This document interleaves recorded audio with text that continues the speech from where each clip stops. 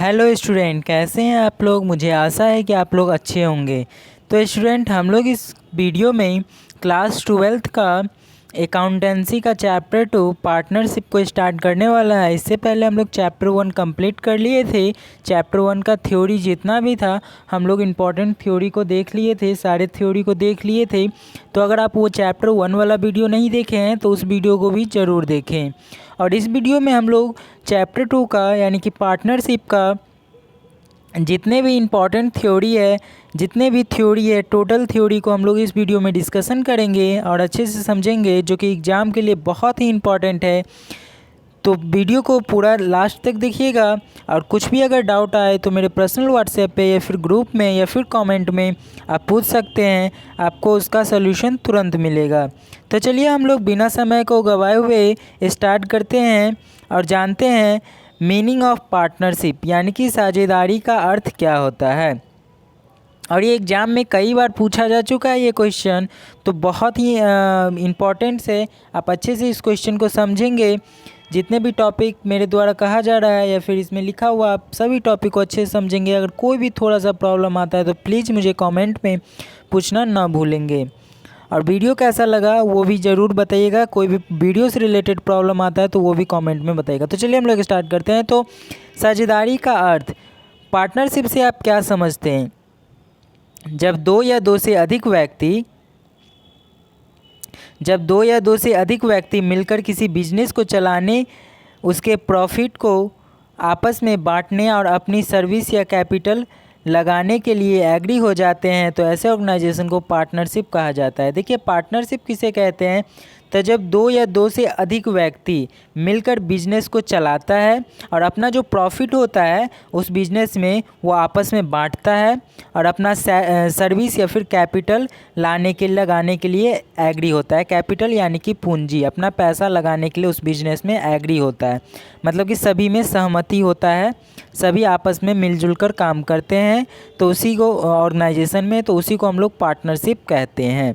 I hope आप लोग को समझ में आया होगा पार्टनरशिप। अगर पूछे कोई एग्जाम में पार्टनरशिप किसे कहते हैं तो आप लिखिएगा जब दो या दो से अधिक व्यक्ति मिलकर किसी बिजनेस को चलाने, किसी बिजनेस यानी किसी व्यवसाय को चलाने, उसके प्रॉफिट यानी कि लाभ को आपस में बांटने, अपनी सर्विस यानी सेवा और अपनी पूंजी लगाने के लिए सहमत हो जाते हैं संगठन में, तो उसे पार्टनरशिप कहते हैं।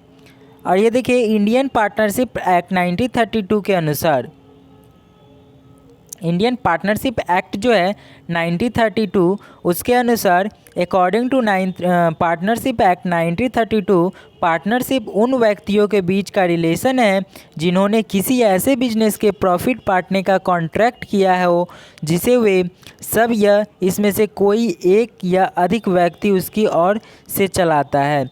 देखिए, अकॉर्डिंग टू पार्टनरशिप 1932 के अनुसार पार्टनरशिप उन व्यक्तियों के बीच रिलेशन है, पार्टनरशिप का जो रिलेशन है उन्हीं व्यक्तियों के बीच है जिन्होंने अपने बिजनेस में लाभ को बांटने का कॉन्ट्रैक्ट किया हो। ठीक है, कॉन्ट्रैक्ट किया हो जिसे वे सब या इसमें से कोई एक अधिक व्यक्ति सबकी ओर से चलाता है। यानी कि कोई एक व्यक्ति हेड होता है बिजनेस का और सभी को चलाता है और प्रॉफिट बांटने का कॉन्ट्रैक्ट किया है, उसी को हम लोग पार्टनरशिप कह सकते हैं। किसके अकॉर्डिंग, तो पार्टनरशिप एक्ट 1932 के अकॉर्डिंग। चलिए हम लोग आगे समझते हैं। और आगे इस डिफिनेशन के अकॉर्डिंग व्यक्तियों के किसी ग्रुप को पार्टनरशिप कहलाने के लिए निम्नलिखित 3 कंडीशन को पूरा करना होता है। पार्टनरशिप उसी को कह सकते हैं जब ये 3 कंडीशन को अपनाएगा, ये पूरा करना आवश्यक होता है। 3 कंडीशन। पहला कंडीशन है सभी पार्टनर के बीच एग्रीमेंट होना आवश्यक होता है। देखिए, पार्टनरशिप है, एग्रीमेंट नहीं होगा, लिखित नहीं होगा एग्रीमेंट, तो कभी क्या कोई बदल जाता है पता नहीं चलता, इसलिए एग्रीमेंट्स का होना बहुत ही ज़रूरी होता है। दूसरा, एग्रीमेंट प्रॉफिट डिस्ट्रीब्यूट करने के ऑब्जेक्ट से होना चाहिए। एग्रीमेंट में साफ साफ यह लिखा होना चाहिए कि प्रॉफिट जो डिस्ट्रीब्यूट होगा, प्रॉफिट जो आपस में बटेगा वो किस रेशियो में बटेगा, यानी कि कितना कितना भाग में बटेगा। तो ये मेंशन होना चाहिए उस एग्रीमेंट पे, ये भी बहुत ही इम्पॉर्टेंट है। और तीसरा कंडीशन जो है वो ये है कि बिजनेस का ऑपरेशन वे सभी मिलकर कर सकते हैं, यानी कि बिजनेस को वे सभी मिलकर चला सकते हैं या इनमें से कोई एक अधिक व्यक्ति कर सकते हैं। मतलब कि तीसरा कंडीशन जो होता है एग्रीमेंट में ये भी होता है कि बिजनेस को जो चला सकता है वो सभी चला सकता है या फिर कोई उसमें से एक चला सकता है। यानी कि ये तीनों जो कंडीशन था वो बहुत इम्पॉर्टेंट था। ये कंडीशन आवश्यक होना चाहिए किसमें, पार्टनरशिप होने के लिए।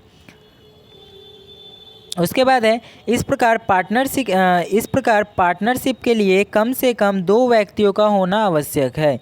इस प्रकार पार्टनरशिप के लिए कम से कम 2 व्यक्ति का होना आवश्यक है। आपको पता ही होगा कम से कम 2 और ज़्यादा से ज़्यादा जितना भी हो 50।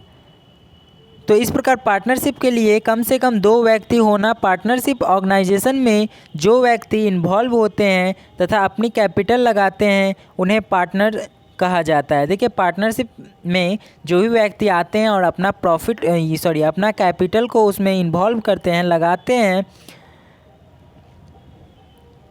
अपना कैपिटल लगाते हैं, अपना पूंजी लगाते हैं, तो उन्हें पार्टनर कहा जाता है। पार्टनरशिप में आते हैं कुछ लोग आते हैं और अपना पूंजी जो है उस ऑर्गेनाइजेशन में लगाते हैं तो उसको भी पार्टनर ही कहा जाता है। वो पार्टनर हो गया बिजनेस का अगर पूंजी लगाया तो।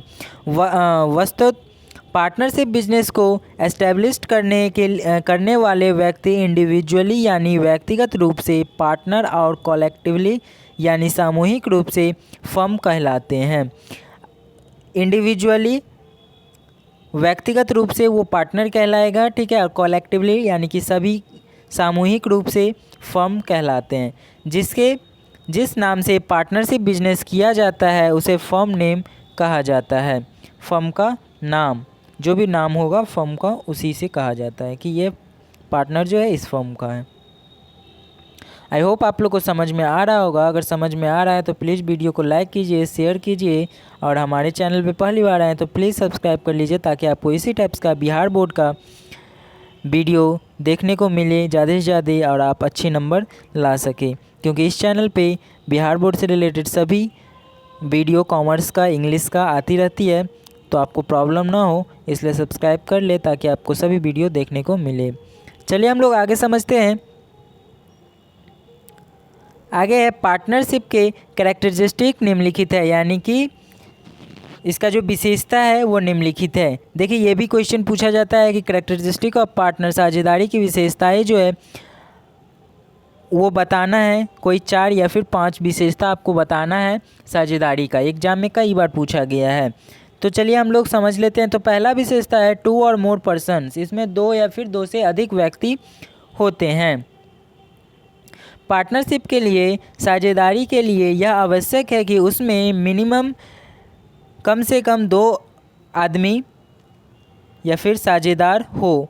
कंपनी रूल 2014 के अकॉर्डिंग एक पार्टनरशिप फर्म में पार्टनर की मैक्सिमम नंबर 50 तक हो सकती है, इसमें अधिक नहीं। देखिए हम पहले ही बता दिए थे कि कम से कम 2 और अधिक से अधिक 50 होना चाहिए। तो according to partnerships 2014 company rules के मुताबिक पार्टनरशिप में कोई कम से कम 2 और ज़्यादा से ज़्यादा 50 व्यक्ति होना चाहिए। तो पहला विशेषता लिख लेंगे, कम से कम 2 और ज़्यादा से ज़्यादा 50। उसके बाद दूसरा विशेषता जो है वो कॉन्ट्रैक्ट या एग्रीमेंट्स है। बिल्कुल, ये भी बहुत ही इंपॉर्टेंट है। तो कॉन्ट्रैक्ट या एग्रीमेंट ये दूसरा विशेषता है। इसमें लिखेंगे पार्टनरशिप का फॉर्मेशन कॉन्ट्रैक्ट या एग्रीमेंट से होती है। कॉन्ट्रैक्ट ही पार्टनर के रिलेशन का आधार होता है। कॉन्ट्रैक्ट ही पार्टनर के रिलेशन का आधार होता है।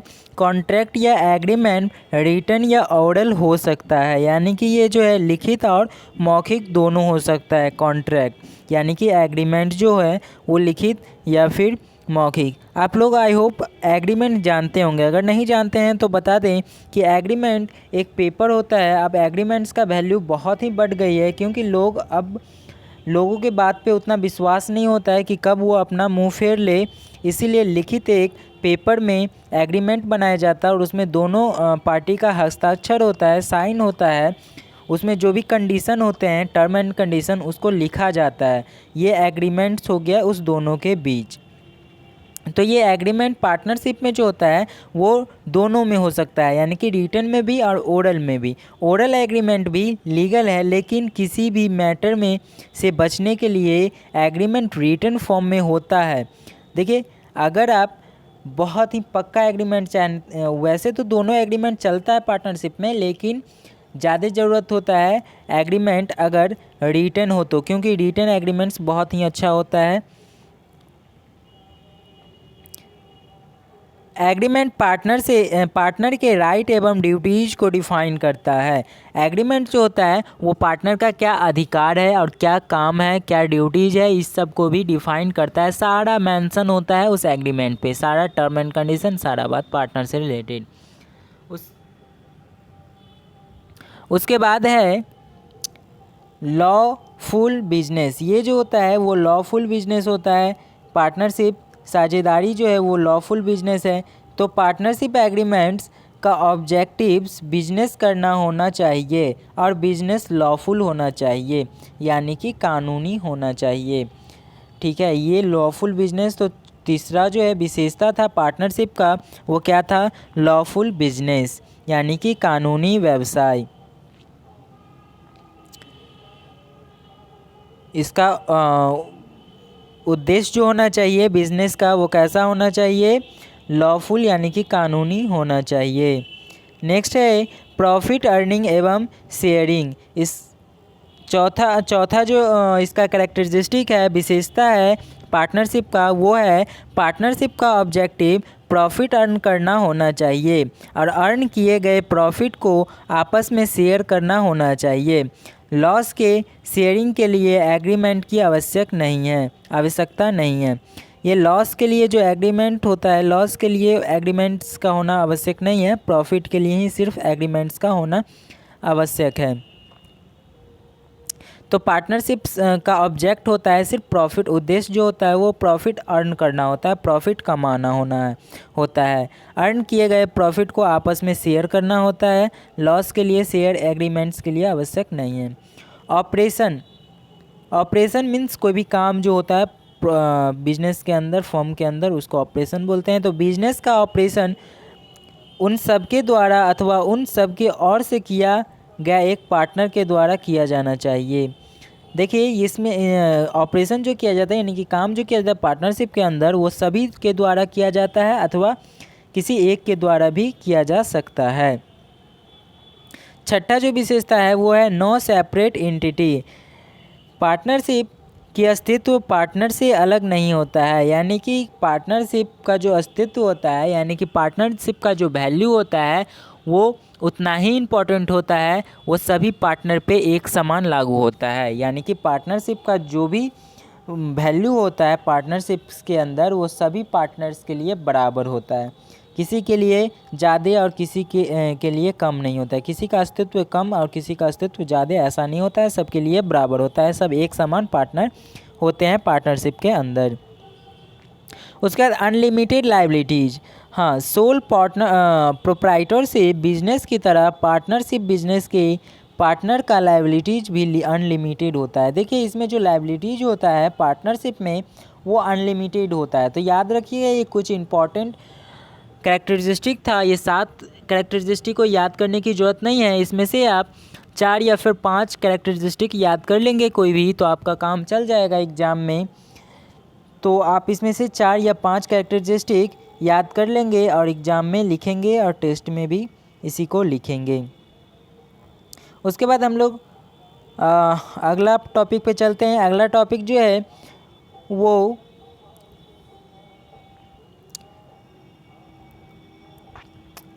एक आदर्श साझेदारी का मूल तत्व है। अगर एक अच्छे पार्टनरशिप है, एलिमेंट्स ऑफ आइडियल पार्टनरशिप्स, ठीक है, एक आदर्श अगर अच्छे साझेदार है तो उसका क्या क्या तत्व होना चाहिए, क्या क्या उसके अंदर होना चाहिए। तो देखिए एक पार्टनरशिप में एक अच्छे साझेदार है तो उसमें क्या क्या गुण होने चाहिए, इसको हम लोग देखते हैं। तो ये निम्नलिखित कुछ गुण हैं, इसको आप जान लीजिए। पहला गुण है म्यूचुअल ट्रस्ट। म्यूचुअल ट्रस्ट मतलब कि एक भरोसेमंद आदमी होना चाहिए। पार्टनरशिप जो होना चाहिए, पार्टनर जो होना चाहिए पार्टनरशिप के अंदर एक भरोसेमंद होना चाहिए। एक दूसरे के प्रति फेथ की भावना यानी कि विश्वास की भावना होनी चाहिए। पार्टनरशिप के अंदर एक दूसरा जो पार्टनर है उसके एक दूसरे में विश्वास बना होना चाहिए। उसके बाद honesty in dealing. Indian partnership act के अकॉर्डिंग पार्टनर्स को फर्म के बिजनेस का ऑपरेशन सबके हित में करना चाहिए और पार्टनर को चीट नहीं करना चाहिए। हॉनेस्टी इन डीलिंग, देखिए इस दूसरा गुण क्या है कि अगर पार्टनरशिप के अंदर पार्टनर है तो बिजनेस के अंदर जो ऑपरेशन होता है, काम होता है, वो सबके हित में होना चाहिए। ये नहीं कि वो उधर एक काम कर रहा है, ये इधर काम कर रहा है, सभी में मनमुटाव है, ऐसा नहीं। सभी मिल करके करना चाहिए और एक दूसरे को चीट नहीं करना चाहिए, धोखा नहीं देना चाहिए। तो हॉनेस्टी यानी कि ईमानदारी होना चाहिए, ठीक है, भरोसेमंद होना चाहिए पार्टनर, ईमानदार होना चाहिए। ये दूसरा था। तीसरा क्या है, ऑनरिंग्स एंड पार्टनरशिप डीड। हाँ, ये तीसरा गुण क्या है कि पार्टनरशिप डीड होना चाहिए। अब ये पार्टनरशिप डीड क्या होता है हम लोग अभी देखेंगे इसको अच्छे से। पार्टनरशिप को पूर्ण डेवोशन के साथ पार्टनरशिप डीड के कंडीशन को फॉलो करना चाहिए। पार्टनरशिप का जो डीड है उसका जो कंडीशन है उसको फॉलो करना चाहिए। ये बहुत इंपॉर्टेंट होता है। अब पार्टनरशिप डीड भी बहुत इंपॉर्टेंट है, इसको हम लोग अभी जानेंगे नीचे।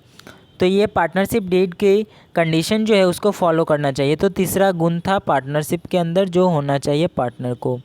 उसके बाद चौथा गुण क्या है, ट्रू एंड फेयर अकाउंट्स। अन्य बिजनेस की तरह पार्टनरशिप फर्म के लिए यह इम्पॉर्टेंट है कि करेक्ट, ट्रू एंड फेयर से अकाउंट बुक में रखी जाए ताकि यह फाइनेंशियल परफॉर्मेंस एवं फाइनेंशियल पोजीशन को करेक्ट व फेयर व्यू में प्रकट कर सके।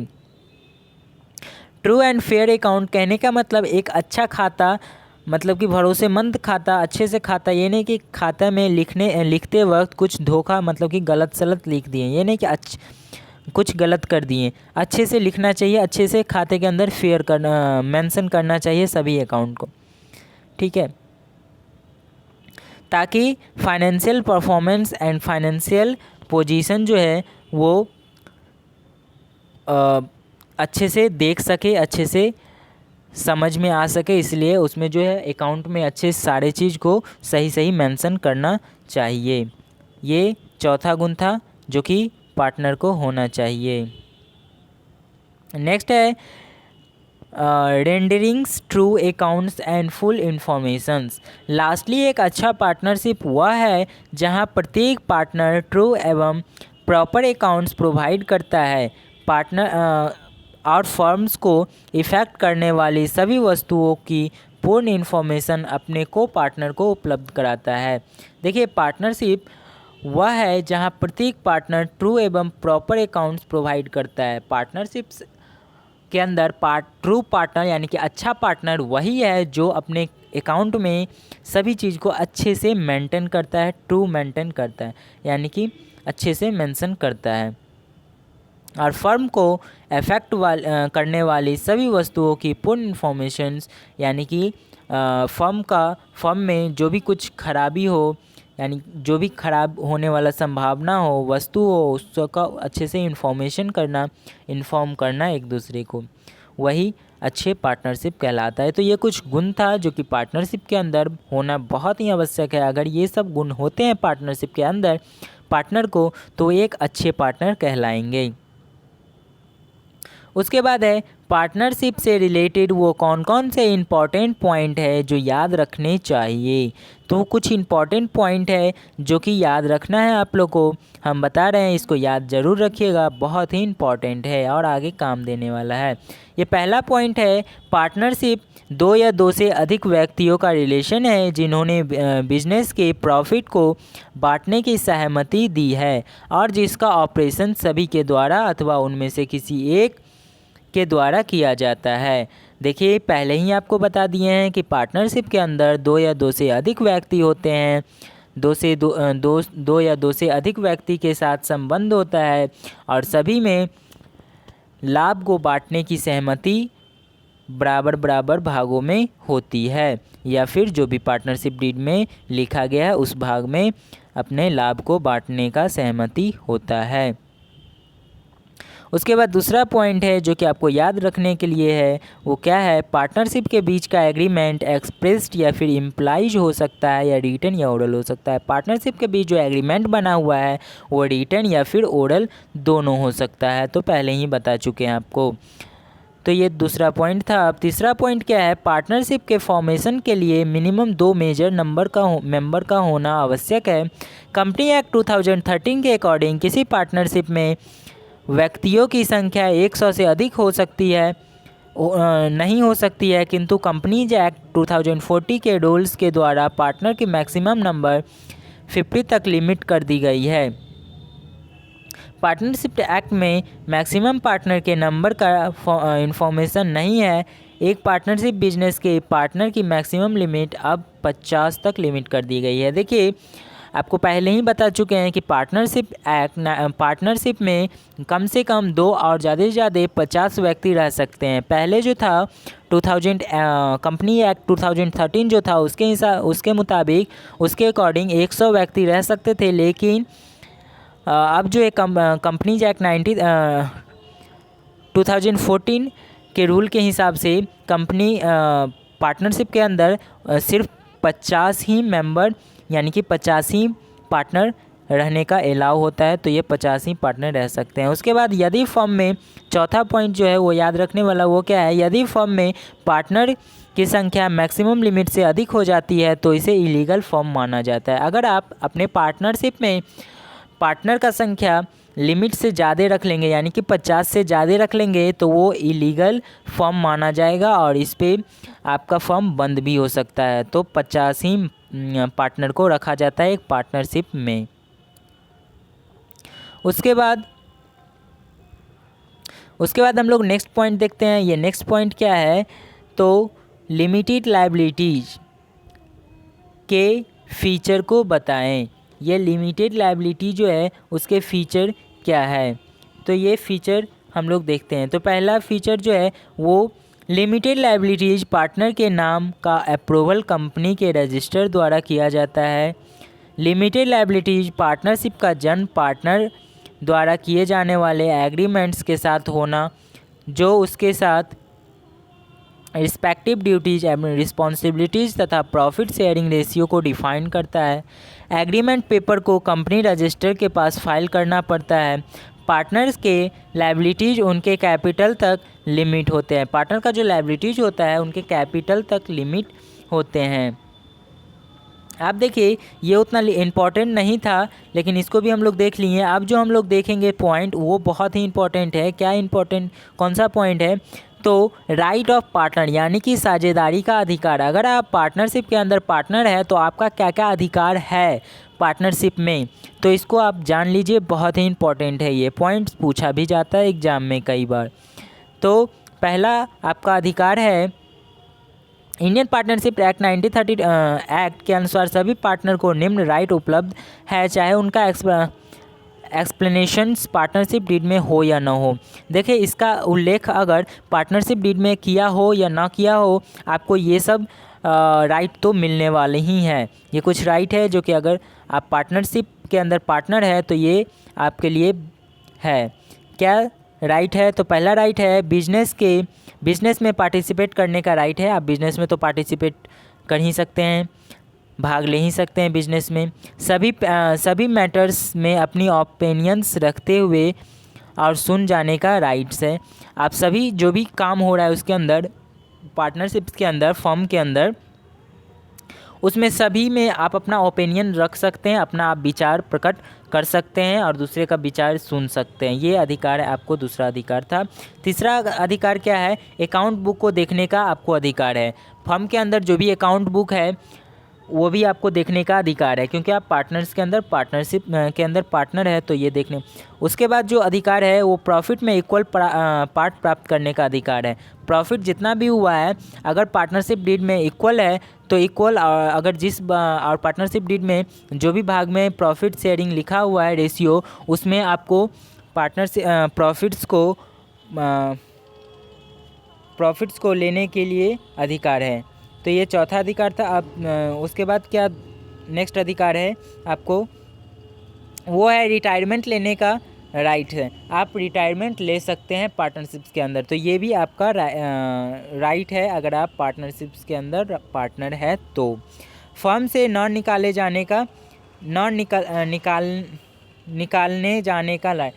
तो देखिए आपको ये भी राइट है कि आप फर्म से नहीं निकालें, यानी कि अगर आपको कोई ज़ोर ज़बरदस्ती कर रहा है पार्टनरशिप्स के अंदर, जो पार्टनर सब और भी पार्टनर अन्य पार्टनर है अदर पार्टनर, अगर आपको कोई ज़ोर ज़बरदस्ती कर रहा है कि आप निकल जाइए, तो भी आप नहीं निकल सकते हैं, क्योंकि ये आपका अधिकार है कि जब तक आपका टाइम ख़त्म ना हो, रिटायरमेंट का समय ना हो, तब तक आप उस पार्टनरशिप से नहीं निकल सकते। ये आपका राइट है। उसके बाद है, यदि किसी पार्टनर ने फर्म को लोन दिया हो, अगर कोई पार्टनर जो है वो फर्म के अंदर अगर अपना लोन दिया है तो उसे 6% पर एनम के रेट से इंटरेस्ट पाने का राइट है। ये भी राइट है। वो अगर फर्म में कोई लोन दिया है तो 6% अपना रेट लेगा पर एनम, यानी कि सालाना जो है वो 6% अपना इंटरेस्ट लेगा। ये भी अधिकार है। तो ये कोई पॉइंट को आप याद ही कर लेंगे, ये ऑब्जेक्टिव में भी पूछा जाता है। उसके बाद है पार्टनरशिप साझेदारी का कर्तव्य, यानी कि ड्यूटीज ऑफ पार्टनर्स के ड्यूटीज को बताएं। अगर पार्टनरशिप्स के अंदर अगर आप पार्टनर हैं तो आपको क्या क्या अधिकार है, क्या क्या ड्यूटीज है, क्या क्या काम करना है, तो ये भी बहुत इंपॉर्टेंट है, इसको भी जान लीजिए। तो पहला काम क्या करना है, आपको काम करना है। पहला तो आप पार्टनरशिप से पार्टनर है तो काम तो करेंगे ही, तो काम करना है। उसके बाद दूसरा है लॉसेज में पार्ट लेने का ड्यूटी भी है। अगर लॉस होता है तो उसमें भी पार्ट लीजिए। ये नहीं कि सिर्फ प्रॉफिट हुआ तो प्रॉफिट लिए और लॉस नहीं, प्रॉफिट एंड लॉस दोनों में आपको भाग लेना होगा। अपने अधिकार क्षेत्र में वर्क करने का ड्यूटी, आप अपने अधिकार क्षेत्र में वर्क करेंगे, यानी कि आपको जितना अधिकार है पार्टनरशिप्स के अंदर उतना में आप काम करेंगे। ये भी आपको काम करना है, पार्टनर है तो। उसके बाद अपने राइट को ट्रांसफ़र न करने का ड्यूटी, ये आपका जो राइट है यानी कि अधिकार है वो आप किसी पे ट्रांसफ़र न कर सकते हैं, नहीं कर सकते हैं, तो ये आपको ड्यूटीज है, कर्तव्य है। ठीक है, ये आपका कर्तव्य है कि अपना जो है राइट दूसरे के ऊपर ट्रांसफ़र ना करें। पार्टनर्स को एक दूसरे के प्रति फेथफुल होना चाहिए। पार्टनर जो है उसको एक दूसरे के ऊपर फेथफुल यानी कि भरोसेमंद रहना चाहिए, किसी एक दूसरे से चीट नहीं करना चाहिए, आपका कर्तव्य है अगर आप पार्टनरशिप्स के अंदर पार्टनर है तो। यदि पार्टनर की निग्लिजेंस या फ्रॉड्स के कारण फर्म में का कोई लॉस पहुंचती है तो उसे उस लॉस को पूरी करनी पड़ेगी। देखिए अगर आप पार्टनर है और आपकी वजह से कोई फर्म में लॉस हो रही है तो उस लॉस को आपको ही पूरा करना पड़ेगा, चुकाना पड़ेगा। तो ये आपका कर्तव्य था।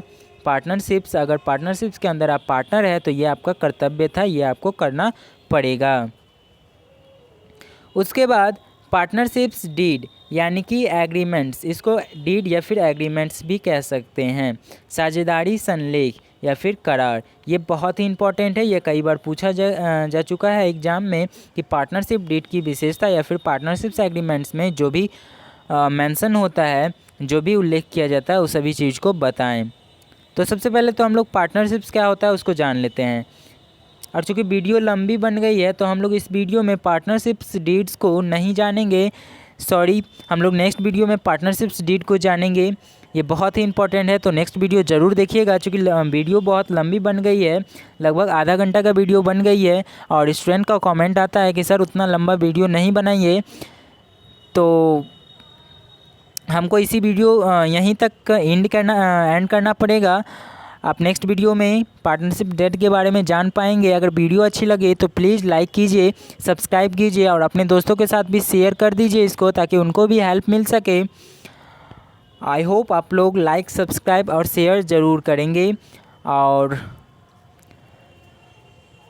थोड़ा सा भी अगर डाउट हुआ तो प्लीज़ हमसे पूछिए, शेयर कीजिए। आपको ये ऑप्शंस बहुत ही कम यूट्यूबर देते हैं अपना डाउट पूछने के लिए, लेकिन मेरे यूट्यूब चैनल पे हमेशा 24 आवर आपके लिए डाउट सेक्शन क्लास खुला हुआ है। तो आप कभी भी अपना डाउट पूछ सकते हैं मेरे पर्सनल व्हाट्सएप पे। तो प्लीज़ अपना डाउट्स पूछिए और शेयर, लाइक, कमेंट ज़रूर कीजिए, सब्सक्राइब, ताकि हम मोटिवेट हो सके और नया नया वीडियो बना सके। ओके, तो अभी के लिए इतना ही, फिर मिलते हैं हम लोग नेक्स्ट वीडियो में। तब तक के लिए बाय।